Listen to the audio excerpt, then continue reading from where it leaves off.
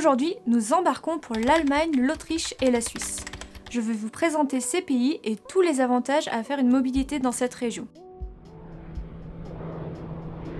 Tout d'abord, sachez que l'allemand est la première langue parlée en Europe. Aucune autre langue étrangère n'offre de meilleurs débouchés professionnels pour un étudiant français. Les liens franco-allemands sont très forts. Environ 2800 entreprises françaises sont installées en Allemagne et 3200 entreprises allemandes sont installées en France.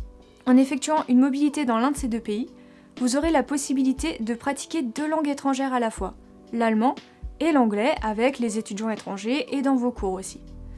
Les universités de ces pays ont un très bon niveau académique et sont bien équipées, pas seulement dans les grandes villes. Pas besoin d'aller à Berlin pour avoir une très bonne université. Enfin, c'est une destination qui vous permettra de valider une double licence LEA-MSH ou LEA-TQM. Nous avons environ 40 universités partenaires dans cette zone, dont l'université de Vienne en Autriche, l'université de Zurich en Suisse, la Humboldt Université à Berlin, mais aussi l'université de Tübingen, de Bamberg et de Jena en Allemagne avec laquelle nous avons des doubles diplômes. N'hésitez pas à consulter notre site internet pour la liste complète des partenaires. Les universités allemandes et autrichiennes fonctionnent sur un calendrier universitaire un peu différent de celui de la France. L'année est organisée en semestres.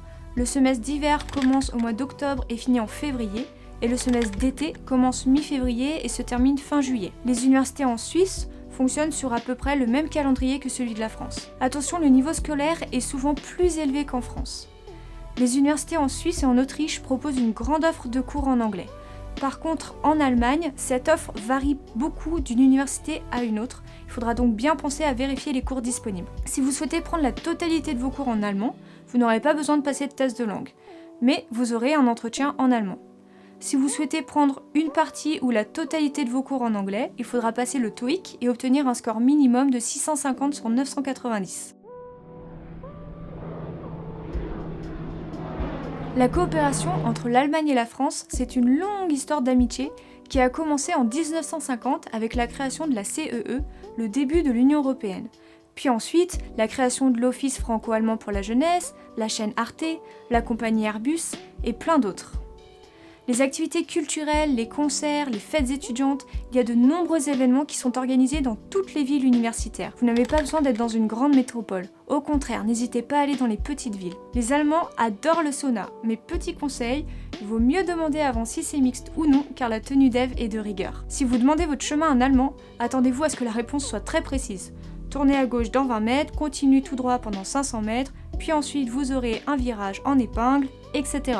Au moins, vous risquez pas de vous perdre. Si vous ne connaissez pas ou pas bien quelqu'un, ne lui demandez pas « ça va ?»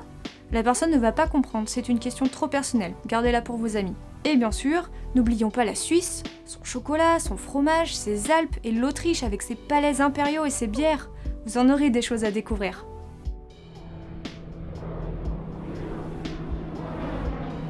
Le niveau de vie est assez équivalent avec celui de la France, à l'exception de la Suisse où là c'est plus élevé. En plus, c'est le franc suisse et pas l'euro, donc il faudra bien penser aux frais de change. Un des avantages de l'Allemagne est que de nombreuses universités sont dans des petites villes, donc c'est plus accessible financièrement. Les étudiants en mobilité dans ces pays auront le droit à la bourse de la région, à la bourse Erasmus, et pour les étudiants boursiers du Crous, vous gardez votre bourse et vous avez le droit à l'aide à la mobilité internationale. Bonjour, je m'appelle Elisa et je suis partie en échange à Mayence, en Allemagne. Si je devais retenir deux choses de mon séjour, au-delà de la qualité de l'enseignement supérieur, du cadre de vie très agréable que peut offrir cette ville et de l'organisation des Allemands, je retiendrai évidemment le carnaval de Mayence. Il s'agit d'un des moments les plus festifs et conviviaux de l'année, où en couleurs et en musique, il rassemble près de 500 000 personnes, peu importe la météo. Je retiendrai par ailleurs mon expérience de bénévole dans le bar de ma résidence étudiante. Avec d'autres jeunes, nous nous occupions de l'organisation et du service.